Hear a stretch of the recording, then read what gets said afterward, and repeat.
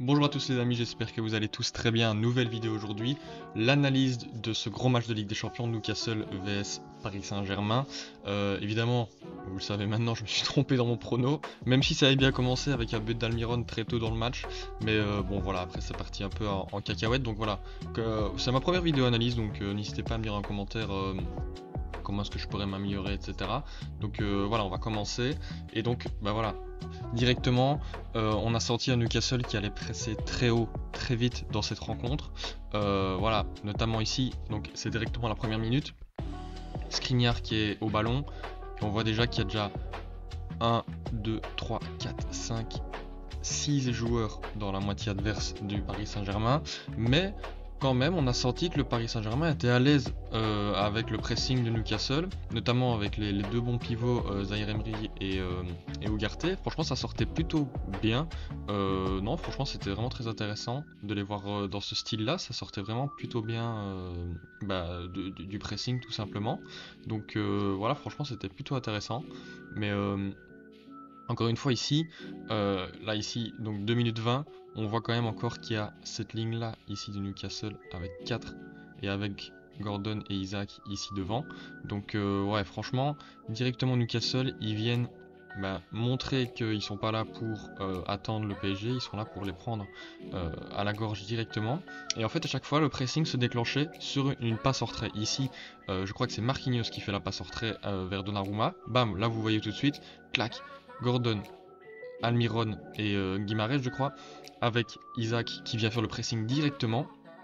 Et on sent en fait que c'était répéter l'entraînement tout simplement parce que dès qu'il y avait une passe en retrait ou alors que le jeu se déportait vers le côté droit ou vers le côté gauche mais pas non plus trop vers l'avant, quand c'était plutôt une passe latérale vers l'extérieur ou une passe en retrait, là les joueurs de Newcastle y allaient directement au pressing. Mais comme je l'ai dit, franchement le PSG s'en est plutôt bien sorti. Là encore une fois, vous voyez que ils sont quand même encore assez hauts. Et pourtant, ça ressort plutôt bien. Ici par exemple, là vous voyez que c'est Lucas Hernandez qui va avoir la balle. Il va pouvoir donner une excellente passe à Zaïre Emery ici, dans le grand espace ici où voilà, il est quand même plutôt seul.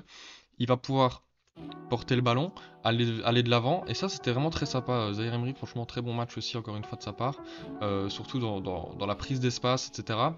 Et il va transmettre à Kylian Mbappé ici sur le côté, mais on voit quand même que malgré le fait qu'il soit sorti du pressing assez facilement le PSG, on voit déjà quand même que Newcastle ils sont 1, 2, 3, 4, 5, 6 et il me semble qu'il y a Trippier ici, ou non il est là.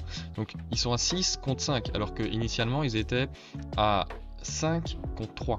Il y a ces trois joueurs là qui sont revenus très très rapidement et ça franchement c'est ce qui a permis à Newcastle de prendre moins l'eau et ce qui a pas permis du coup au PSG de jouer bien ses coups. Franchement le PSG ils étaient un peu décevants à ce niveau là parce que franchement ils jouaient vraiment très très mal leurs coups offensivement et là encore une fois c'est un bel exemple.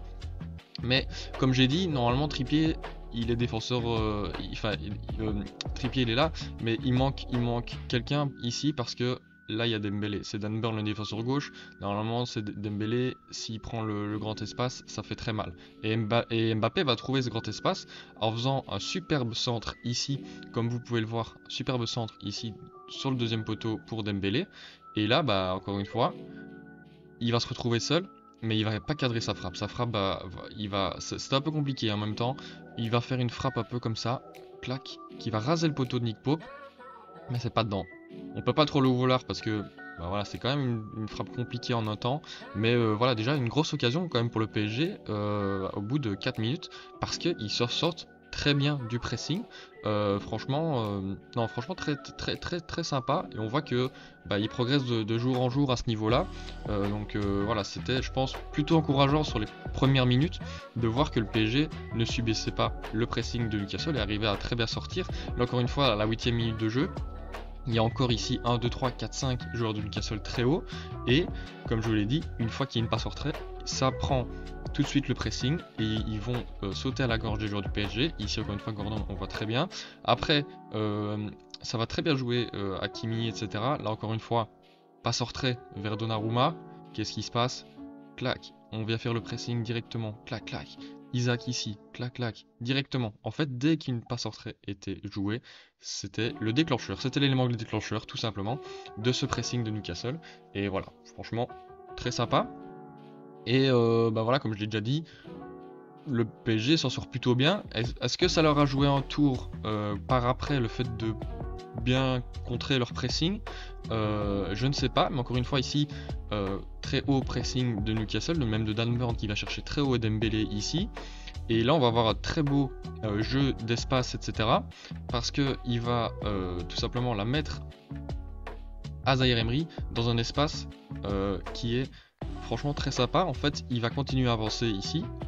Et donc il y a Tonali qui va arriver là, Tonali et Langstaff je crois, et à un moment donné Zaïre Emery, quand il va voir que les deux vont être emportés par Dembélé, hop, il va chercher l'intervalle ici, clac, et il va se jeter là, et Dembélé va pouvoir le servir très facilement, voilà, et donc tout simplement, encore une fois, se sortir de la première ligne, et là on voit encore une fois que Zaïre Emery peut partir vers l'avant, donc voilà, très intéressant cette sortie de pressing pour le Paris Saint-Germain. Et comme j'ai dit, peut-être que ça leur aura joué un tour, peut-être qu'ils se sont du coup mis trop en confiance. Et bah voilà, ici typiquement sur l'action de but, c'est une erreur de Marquinhos. Là, encore une fois, il y a encore des joueurs de Newcastle assez haut, là, là, là et là. Et puis ici en haut. Donc voilà, normalement on évite de trop jouer avec des petits ballons hauts, etc. Mais bah voilà, peut-être que c'est un surplus de confiance, je ne sais pas. Mais en tout cas, il commet l'erreur qui va tout de suite donner un super ballon pour Isaac qui va tout simplement frapper au goal une première fois, puis Almiron va reprendre le ballon une deuxième fois. Donc voilà, Newcastle c'est un 0, ils peuvent exulter tout simplement de leur premier but, franchement très intéressant. On va revoir plus en détail maintenant l'action, tout simplement avec plus de ralenti, etc. Je vais vous expliquer un peu plus en détail. Donc, comme je vous le disais, encore une fois, Hakimi qui va faire une passe en retrait pour Marquinhos. Marquinhos qui va un peu attendre, qui va voilà, temporiser. Et là, il va tenter une passe en fait assez audacieuse. Il voit qu'ici, Colomwani est quand même démarqué d'un bon mètre avec son défenseur. Il voit que Zaïre Emery, il ne peut pas le joindre parce qu'il a le joueur trop près de lui. Qu'est-ce qu'il va tenter? Il va tenter un petit ballon sauté, comme ça, vers Colomwani. Sauf que son ballon n'est pas assez haut et que Guimarães va pouvoir tout simplement l'intercepter. Et voilà, ça c'est très très grave de perdre un ballon dans cette zone là, juste devant ton rectangle. Donc normalement un capitaine il est pas censé faire ça. Donc voilà, c'était un peu dommage pour eux. Parce qu'en plus je trouvais qu'il, franchement depuis le début il sortait plutôt bien du pressing. Donc là peut-être un excès de confiance. Là on va voir Marquinhos qui tente tout simplement son ballon. Et donc bah voilà, encore une fois, là il tente. Guimarães va être sur la trajectoire. Et donc voilà, comme on l'a vu, Isaac va récupérer. Il va frapper, Donnarumma va d'abord arrêter le ballon, puis Almiron va le reprendre. Un petit intérieur du pied pour le deuxième poteau. Voilà, il va la mettre assez facilement, on va pas se mentir. Donc voilà, franchement, bah... j'ai envie de dire que d'un côté c'est mérité pour Newcastle vu l'engagement et vu la débauche d'énergie, mais en même temps c'est une erreur du Paris Saint-Germain parce que depuis le début ils jouaient vraiment très bien les coups. On voit ici Alan Shearer par exemple applaudir les Magpies, donc voilà, très intéressant. Ici on voit vraiment que Newcastle avait envie de gagner. Le St James Park faisait un bruit de dingue, un peu comme Bollard avant-hier. Mais en tout cas, regardez, Guimarães qui vient faire un bon tacle. Regardez comment il exulte, il est comme ça. Donc ouais, franchement, une très bonne mentalité pour Newcastle et ça les a sûrement menés à la victoire. Ici encore une fois, Dan Burn qui vient faire un gros tacle sur Dembélé. Qu'est-ce qui se passe? Il est tout de suite en train de fêter ça avec le public comme s'il avait marqué un goal. Mais c'est voilà, franchement c'est significatif en fait de leur bonne mentalité. Et c'est ça à mon avis qui les a menés à la victoire. C'est franchement très beau de la part de Newcastle. Ici encore une fois, comme je vous parlais du pressing, passe en retrait de Hernandez pour Skriniar. Clac, qu'est-ce qui se passe? Isaac qui enclenche, Gordon qui enclenche. Et les deux milieux ici qui viennent se rapprocher de Zaïre Emery et de Ugarte. Donc voilà, franchement, c'était très intéressant le pressing de Newcastle. Et donc voilà, encore une fois, ça joue latéralement, nanana. Là, par contre, comme je vous l'ai déjà dit, ça sort bien du pressing. Là, donc Hakimi va avoir la balle, il va venir trouver un appui avec Gonzalo Ramos qui va lui remettre en un temps. Il va jouer avec Dembélé. Puis Dembélé va lui remettre dans cet espace-là, franchement un gros espace aussi, un trou béant là.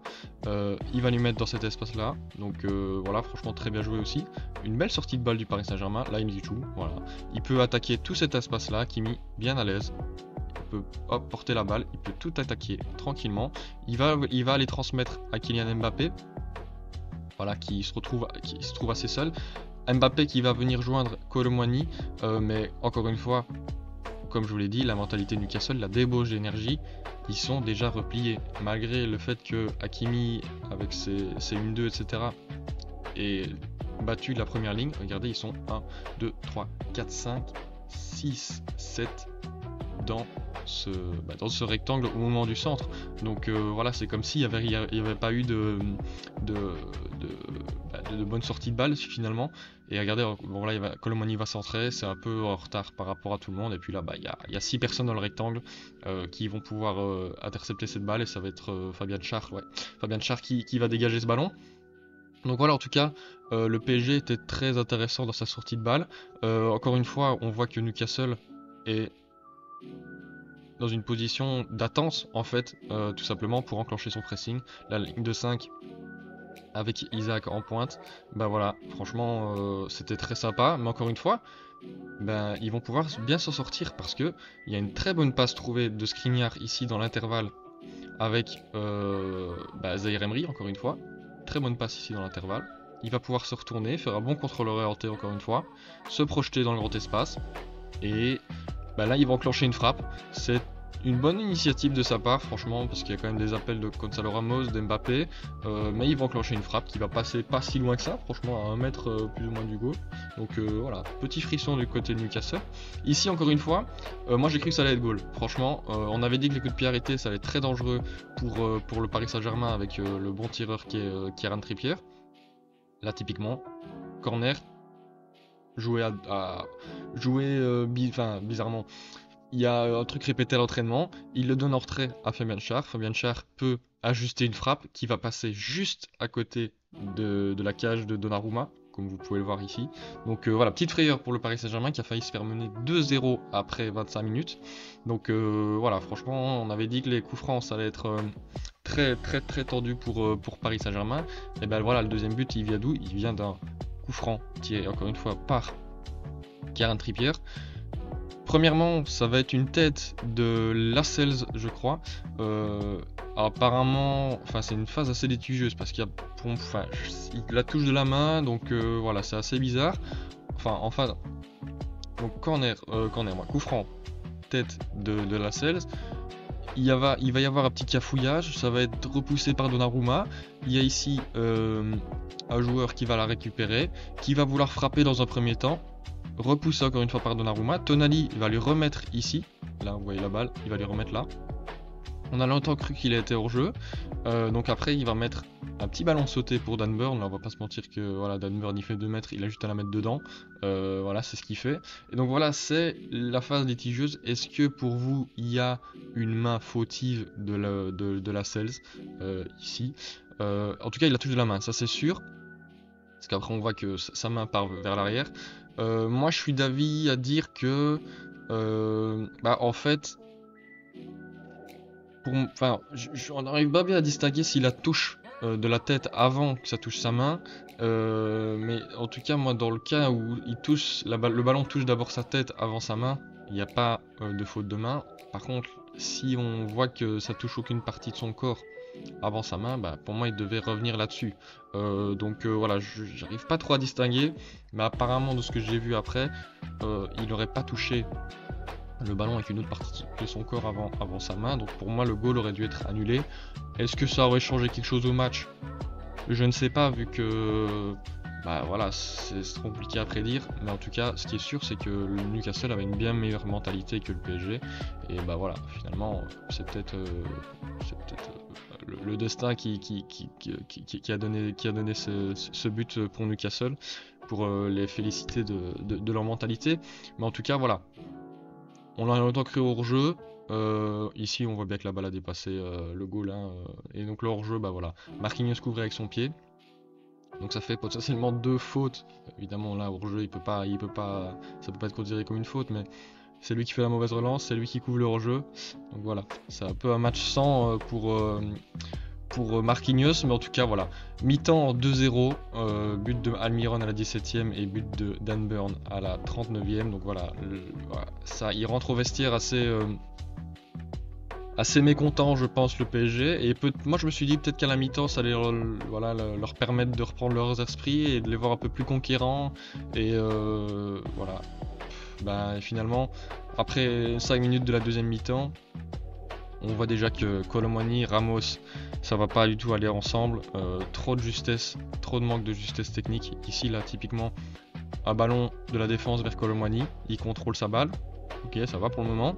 Mais par contre, il veut essayer de faire un relais. Je sais pas pourquoi trop. Il veut faire un relais soit avec Zaïre Emery ou Ramos, mais en tout cas, Ramos lui ne la prend pas. Et Zaïre Emery non plus. Donc ça vient dans le dos de Ramos et trop devant. Trop vers l'avant de Zaïre Emery. Perd de balle.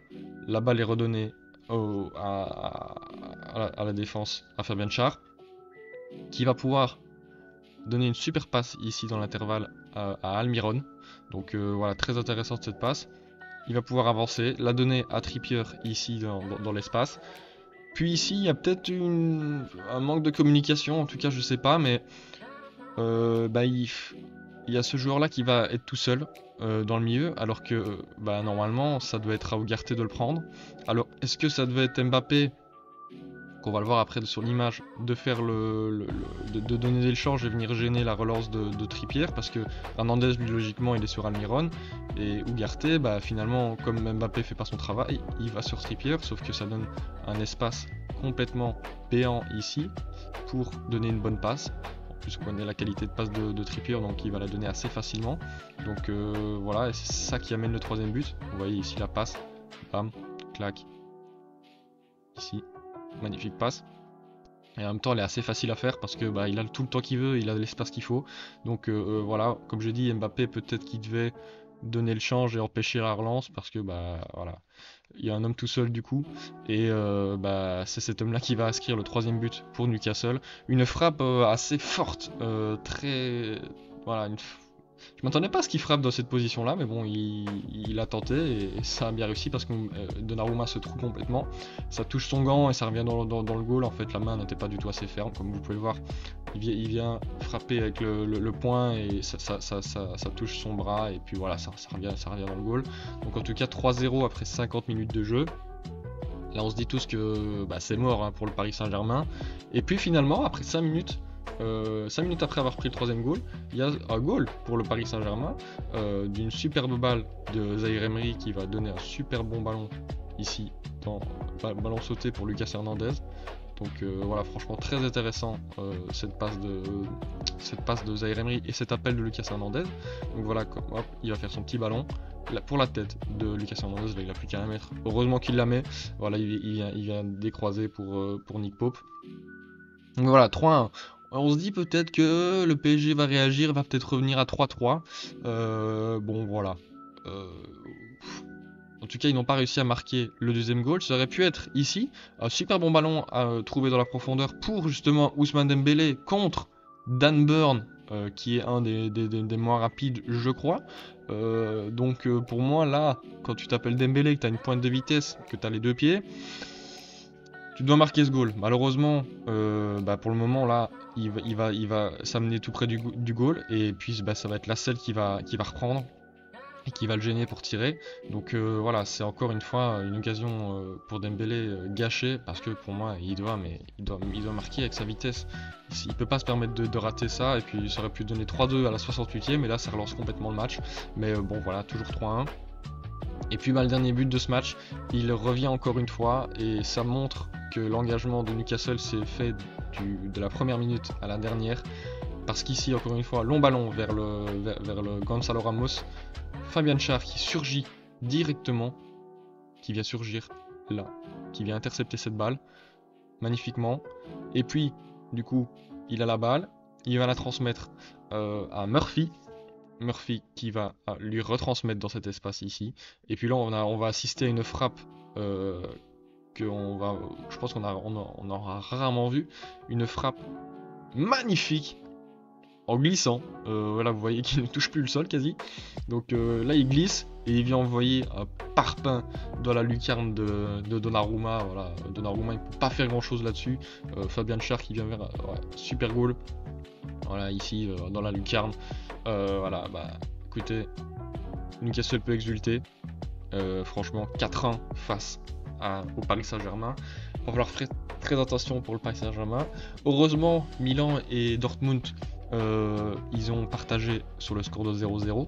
Donc, le Paris est toujours deuxième. Donc, Newcastle est premier avec 4 points. Et Newcastle va jouer Dortmund les 2 prochains matchs. Donc, s'ils gagnent les deux, ils sont à 10 points. Et c'est quand même 10 points, c'est quand même synonyme de qualification pour les 8e. Donc, Paris va devoir gagner face à Milan, parce qu'eux ils jouent face à Milan 2 fois, et Milan pareil, eux doivent gagner pour se qualifier, donc voilà, ça va vraiment être très intéressant dans 3 semaines du coup la prochaine journée. Et puis donc voilà les amis, c'était ma première vidéo analyse, j'espère que vous l'aurez apprécié, n'hésitez pas à liker, à vous abonner, objectif 450 abonnés avec cette vidéo, je vous dis à très bientôt pour une vidéo pronostic Arsenal Manchester City, ciao ciao.